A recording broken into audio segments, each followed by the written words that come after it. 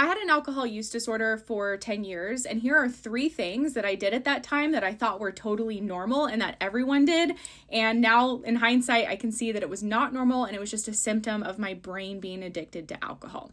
So, number 1 is that I was thinking about alcohol all of the time. For example, if it was Saturday by 11 o'clock, I'd be like, great, when are we going to start day drinking? Like, let's go get mimosas or let me open up this bottle of wine at home. I wanted to drink every free moment I had. And I remember I'd be out some Saturdays not drinking, and I'd see people at breakfast or at a dog park and they're not drinking, and I'd be like, man, they just must be really disciplined. Like, I bet that they want to drink right now, but they're just being disciplined and taking care of life's business and chores and forcing themselves not to drink.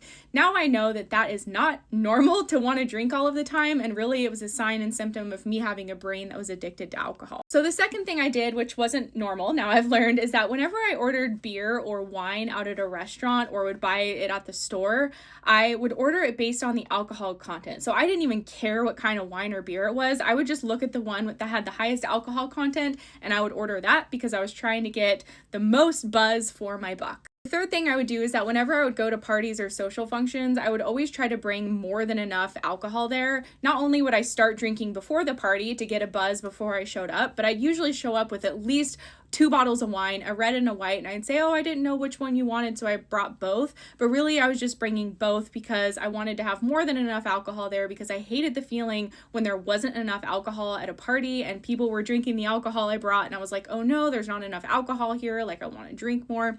And again, I thought this was normal. I thought everyone felt that way, but again, now I just know it was a sign that my brain was addicted to alcohol. So what I've since learned, since getting free from my alcohol addiction, is that really it's a function of brain changes that happen over time, where our brain starts to crave alcohol and equate alcohol to something we need to survive. And I got free from this through a treatment protocol known as the Sinclair Method that's been around for over 30 years. It doesn't require abstinence because what it does is it helps repair the brain and help the brain unlearn alcohol use disorder.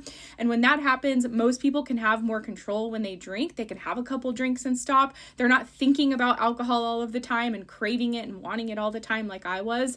And they end up, the longer they're on the treatment, the less and less they're typically drinking. So they're spending more time alcohol free.